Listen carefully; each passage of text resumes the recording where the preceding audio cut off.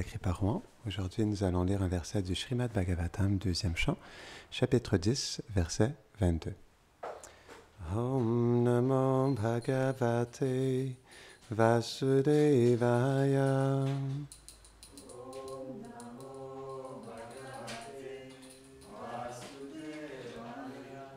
Om Namo Bhagavate Vasudevaya.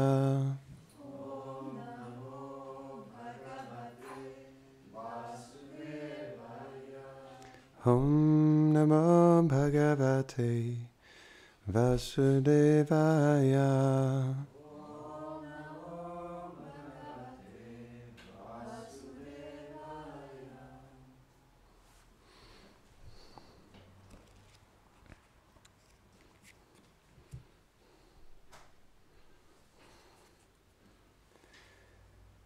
Bodhyamanasya rishibir Atmanasta jigrikshataha Karnocha nirabhidyetam Disha shrotram gunagraha.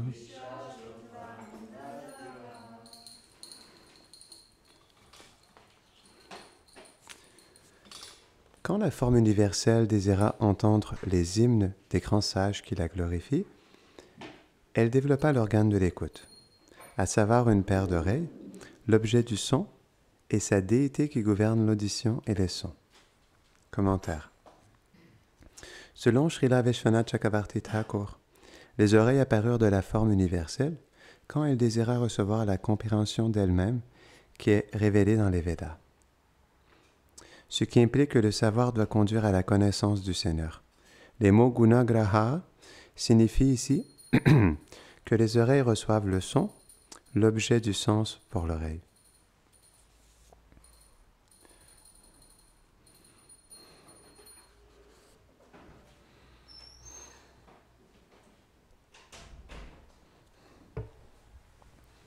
Om Gyanatimirandasya Gyanam Jarasharakaya Chakshurun Meditam Jaina Tasmai Shri Gurave Namaha. Shri Chaitanya Manom Bhishtam Stapitam Jaina Bhutare Swayam Rupa Kadamayam Dadati Svapadantikam. He Krishna Karuna Sindho Dina Bandho Jagatpate Gopesha Gopika Kanta Radha Kanta Namostute Tapta Kanchana Gaurangi Radhe Vrindavaneshwari Vrishabhanu Sute Devi Pranamami Hari Priye Vanchakalpatarubhyashta Kripa Sindhubhyahe Vacha Patitanam Bhavanebhyo Vaishnavebhyo Namo Namaha. Jaya Shri Krishna Chaitanya Prabhu Nityananda Shri Advaita Gadadhara Shivasadi Gaura Bhakta Vrinda. Hare Krishna Krishna Krishna Hare Hare Hare Rama Rama Rama Hare Hare. Namahum Vishnu Padaya Krishna Prasthaya Bhutale Shrimate Bhaktivedanta Swaminiti Namine. Namaste Saraswati Deve Gauravani Pracharine Devashesha Shunnavadi Pashtatyade Shatarine. Ce matin, lorsque nous chantions, je sentais qu'il y avait encore beaucoup d'extase et je me disais, la présence de Gauranga se fait toujours sentir. C'est ça qui est spécial dans les jours d'apparition. On la sent plusieurs jours avant et ça continue plusieurs jours après. Parce que lorsque le premier ministre vient, on s'en rappelle une journée, mais lorsque Krishna ou Gauranga vient, on s'en rappelle toute notre vie. Mais en même temps, je me disais, lorsque nous avions le darshan, hein, parce que c'est un darshan, avant que les rideaux s'ouvrent, on devrait méditer là-dessus, on devrait préparer notre cœur à recevoir le darshan de notre famille. C'est vrai, à chaque fois, on devrait préparer notre cœur comme ça. C'est un darshan. Après, on souhaite voir Krishna avec nos yeux qui sont loin par l'onguent de l'amour, hein. Premanjana Churita, comme l'explique Brahma dans la Brahma Samhita. On peut réellement voir Krishna lorsque nos yeux sont loin de l'amour, comme on expliquait hier dans la classe. Hein. Plus nous avons de l'amour pour Krishna et plus nous pouvons pas seulement voir sa beauté, mais le voir lui aussi. Donc c'est ça, avant chaque darshan, parce que ça s'appelle darshan arti, c'est pas pour rien. C'est un darshan de Krishna et de sa famille. Donc avant chaque darshan, on devrait vraiment aller à l'intérieur de nous-mêmes et remercier Krishna et sa famille du fond du cœur de pouvoir nous donner leur audience et qu'on puisse voir leur forme transcendantale, même avec ses yeux. C'est ça qui est beau avec Krishna et le chemin de la dévotion, c'est que Krishna il est tellement miséricordieux qu'il nous laisse, à travers ses sens matériels, à travers ce corps, ce mental, se connecter à lui. On sait qu'à Vrindavan, tout vient de l'interne parce que tout est un sentiment, tout est amour, donc ça passe de l'interne à l'externe. Mais ici, c'est plutôt de l'externe à l'interne. Mais en même temps, Krishna il nous donne cette possibilité à travers le fait qu'il se manifeste de toutes ces manières, de la forme de la déité. On va parler du son aussi, de l'importance du son, parce que ça, c'est vraiment spécial dans notre vie au quotidien. Mais Krishna, il se manifeste. C'est pourquoi il vient en tant que l'amorté. C'est une forme de miséricorde, pour qu'on puisse le voir avec nos yeux. On le voit, il est là. Donc c'est un darshan. On ne peut pas dire que ce n'est pas un darshan. On ne peut pas dire qu'on ne peut pas apprécier la beauté de Krishna sur l'autel, qu'on ne peut pas voir ses pieds pareils au lotus. Ils sont là. À tous les jours, vous pouvez voir ses pieds pareils au lotus. En fait, c'est juste nos yeux matériels qui ne peuvent pas voir réellement ses pieds pareils au lotus, mais ils sont là. Krishna, il est là. Et c'est ça qui est tellement mystique. Et pour ceux aussi qui vont sur l'autel, à quel point c'est spécial. Je me rappelle, la première fois que je suis entré sur un autel, c'était au Temple de Montréal.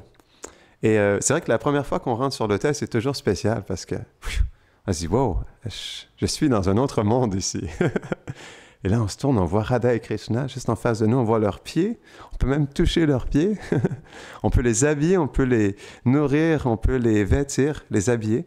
Et c'est vrai que la première fois qu'on entre sur l'autel, c'est vraiment quelque chose de spécial, on ne peut jamais l'oublier. Mais c'est ça, on devrait, parce que pour chaque chose en réalité, il faut comprendre qu'ici, on est dans la demeure de Krishna. C'est un dham, ici. C'est un dham. Il y a 5 sortes de dham ici, c'est un dham aussi. C'est expliqué, là où la Murti est manifeste, c'est un dham. Donc, Krishna, il est présent. Et sa demeure, elle est présente. Et en plus de ça, ça c'est quelque chose que Shivara Maharaj a dit un jour que j'ai vraiment apprécié. Il disait que les déités qui sont sur le centre de l'autel, c'est eux qui expriment l'humeur du temple. Par exemple, il y a certains temples où on voit Lakshmi Narayan, certains temples, il y a Sitaram. Donc ici, on a, au centre de l'autel, Nanda Maharaj, Yashoda Maye, Krishna Balaram, Subhasaka. Il y a une humeur qui se manifeste de leur présence. Et même aussi lorsqu'on regarde Nishingadev. On ne peut pas ne pas penser à Nanda Maharaj lorsqu'on regarde Nishingadev. C'est pas possible. Parce que Nishingadev, c'est la déité de Nanda Maharaj. Donc, c'est pourquoi cette déité Nishingadev, on ne peut pas la dissocier de Nandagram. C'est pas possible. Comme on ne peut pas dissocier le temple ici de Nandagram. Ici, c'est Nandagram. C'est pourquoi ici, il y a Nandeshvar sur l'autel. Hein? C'est parce que Nandagram est ici. Donc, il ne peut pas y avoir Nandagram sans Nandeshvar.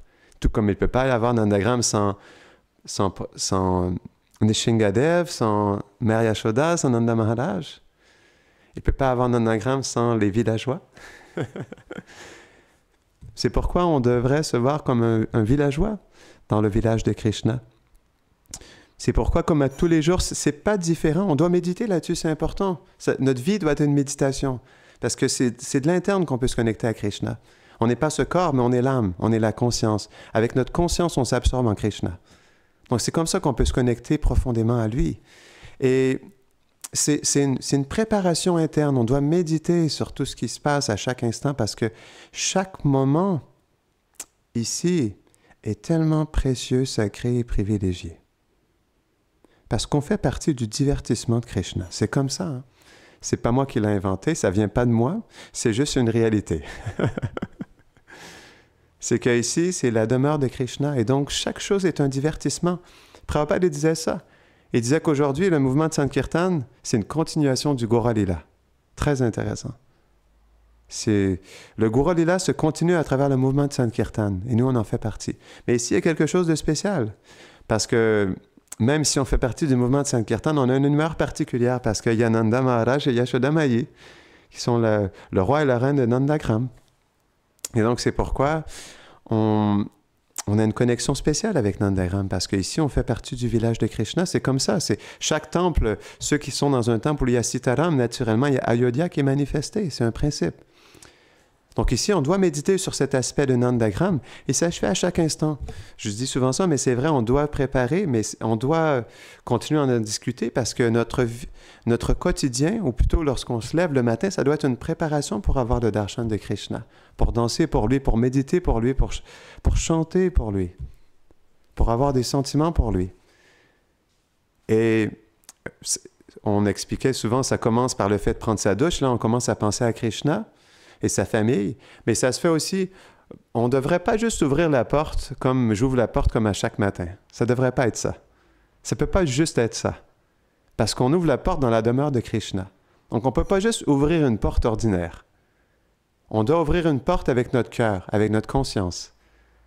Donc chaque chose qu'on fait, quand on sent la fleur à tous les matins, qu'est-ce qu'il y a à Vraj? Il y a une inondation de fleurs. Il y a une inondation de parfums des fleurs. Donc, lorsqu'on sent la fleur, on doit avoir une profonde méditation aussi. C'est pas ordinaire. La fleur qui est offerte aux déités. Donc, cette fleur qui est engagée dans le service de Krishna directement et qui transmet la présence de Krishna par le fait qu'elle est offerte à lui avec amour et dévotion.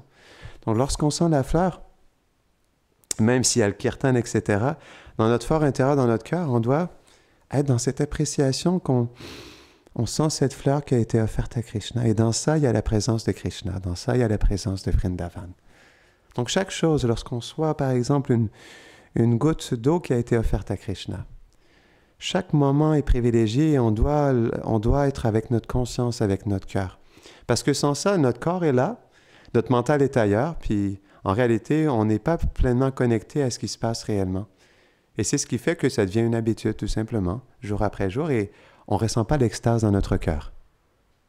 On ne ressent pas l'inspiration, l'amour, la dévotion, parce que, en réalité, c'est comme quelque chose de normal, parce qu'on le fait à tous les jours. Et on est habitué à ça.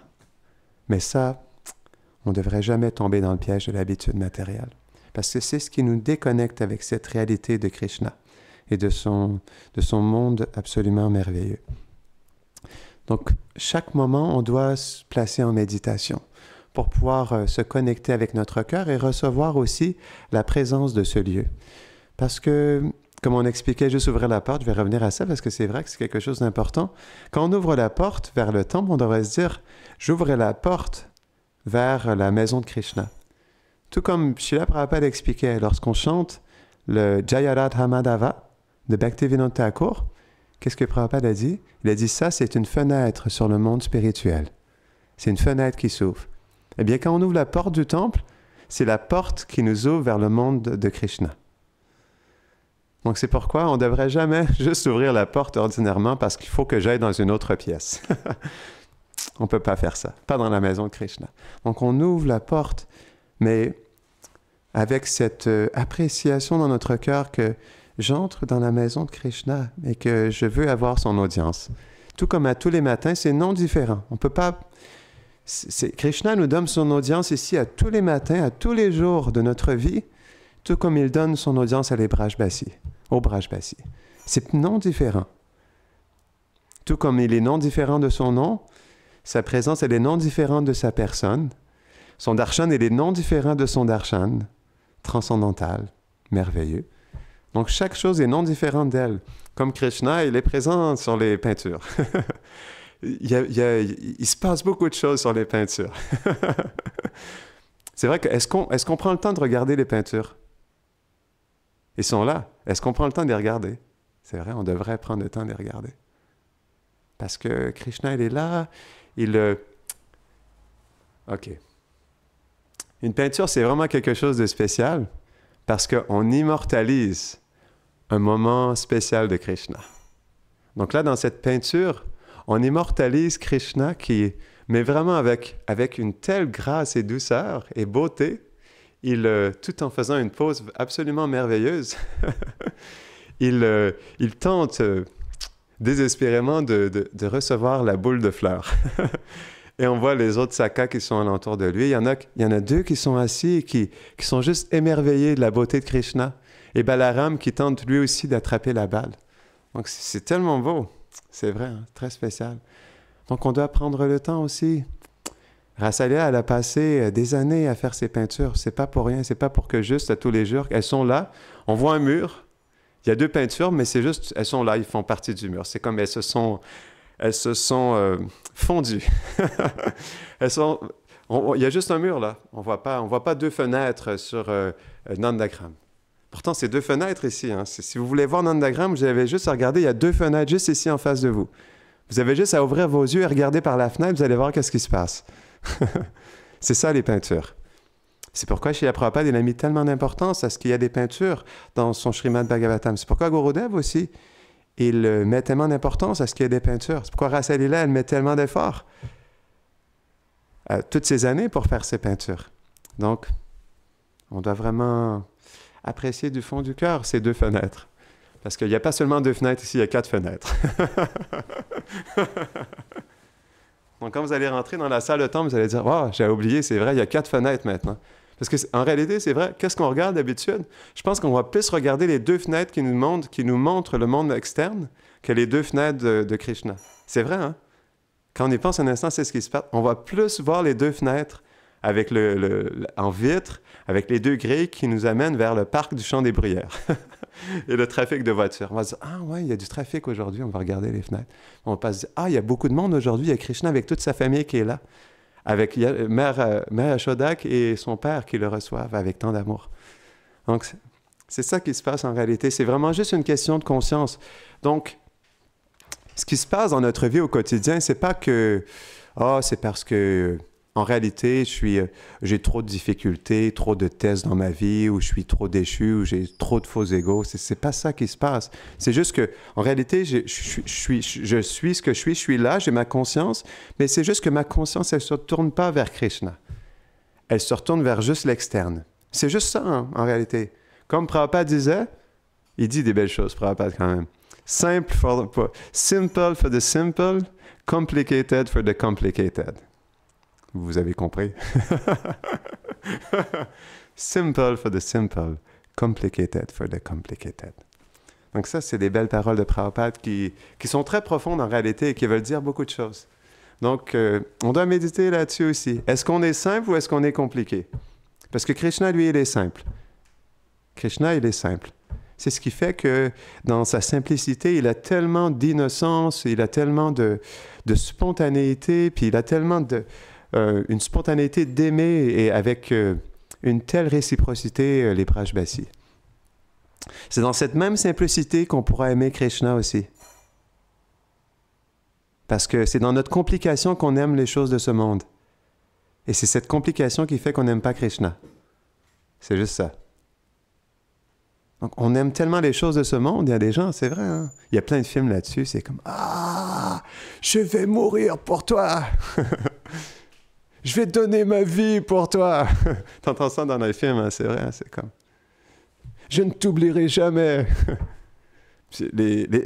Comme le disait Prabhupada, hein? Encore une autre belle phrase de Srila Prabhupada, cette propension que nous avons à aimer les êtres dans ce monde, à tout donner pour eux, à se sacrifier entièrement pour eux, on doit juste faire ça pour Krishna.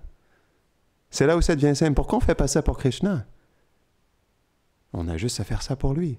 C'est comme ça qu'on va se connecter à lui, c'est comme ça qu'on va développer notre relation. Krishna, c'est une personne. Tout comme on est personnel avec notre voiture, des fois bien trop personnel, notre voiture devient une extension de notre personne. Hein? Ou nos boucles d'oreilles deviennent une extension de notre personnalité. Non, c'est vrai. C'est ce qui se passe dans ce monde. Donc, c'est là où on doit rediriger notre conscience. Et ça se fait beaucoup à travers le son aussi. C'était intéressant. C'est expliqué que le Seigneur, il reçoit des oreilles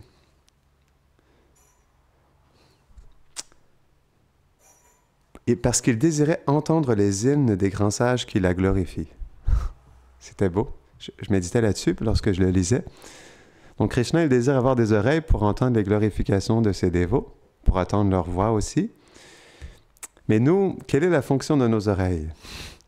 Si Krishna, sa fonction, c'est d'entendre la glorification de ses dévots, quelle est la fonction de nos oreilles? C'est d'entendre la glorification de Krishna. C'est le but de nos oreilles. Elles sont manifestées pour ça. Parce que chaque chose en ce monde est faite pour adorer Krishna, pour aimer Krishna, pour le servir. Parce que Lakshmi, c'est comme ça qu'elle a manifesté ce monde. Nous, on pense que c'est autre chose et c'est ce qui fait qu'on reçoit le karma dans notre vie. C'est ce qui fait qu'on est influencé par les 3 modes de la nature.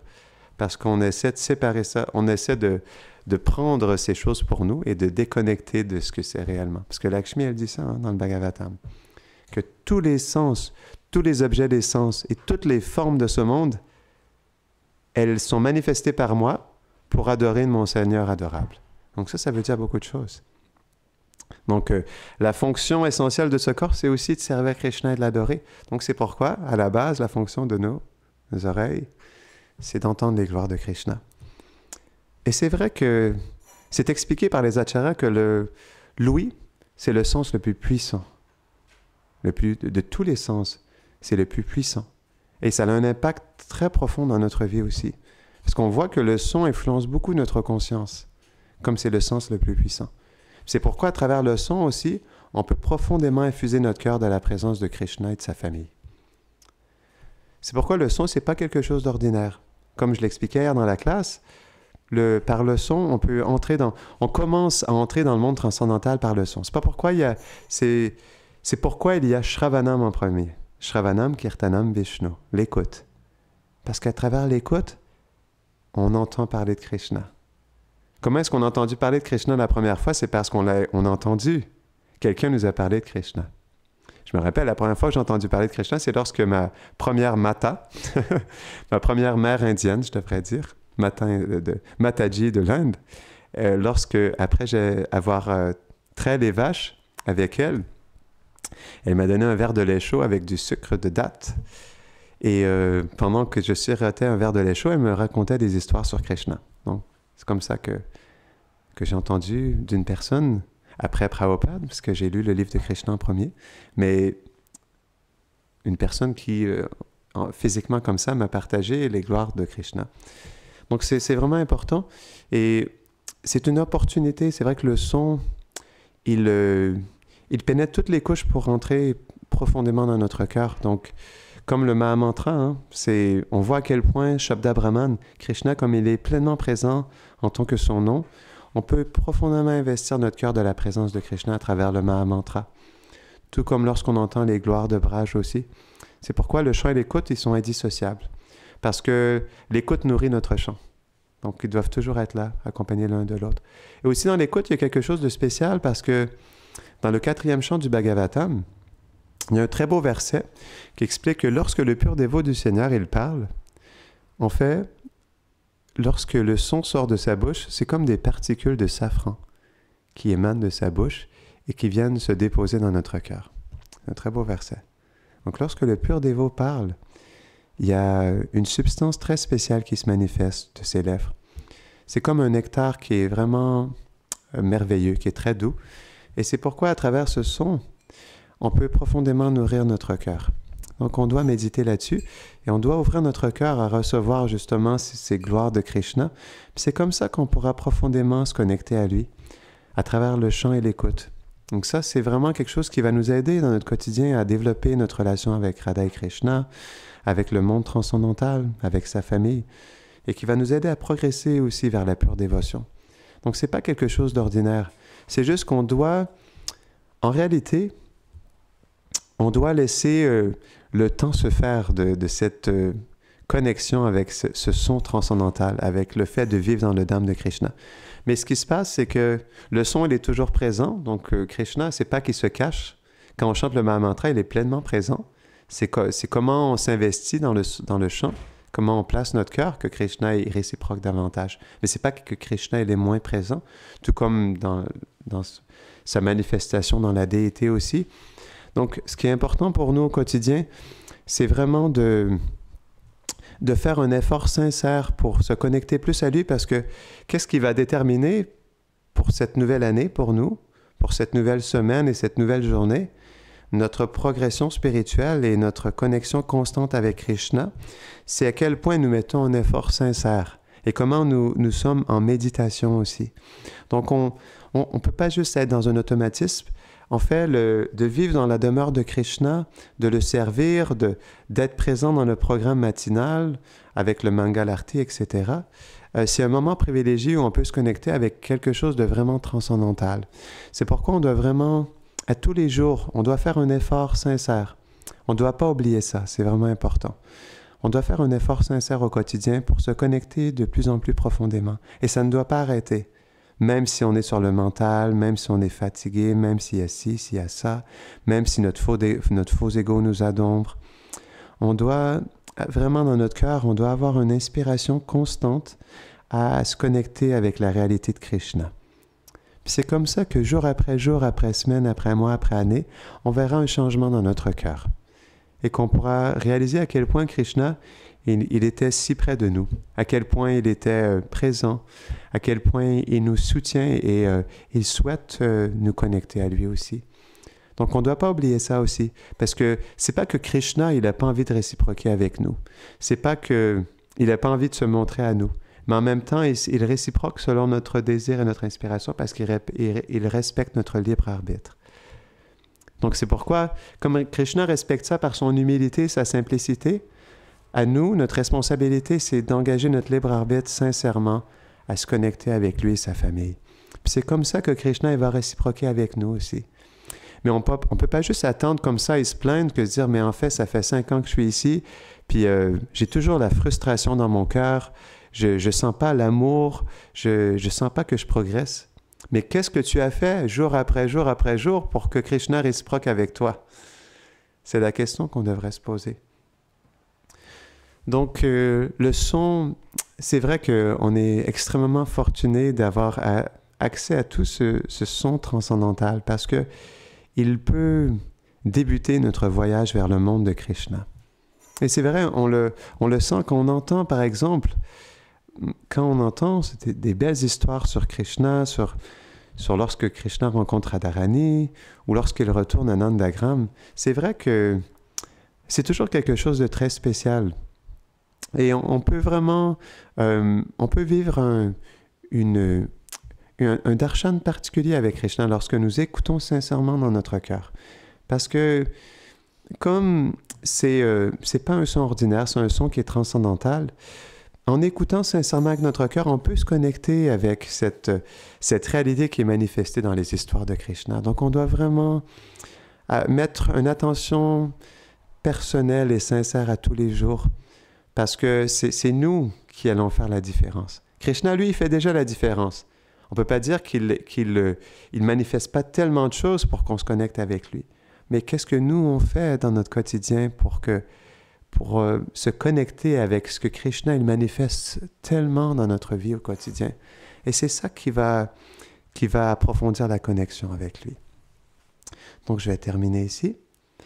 Grantara Srimad Bhagavatam ki Janitai Gaura Primanande. Allez,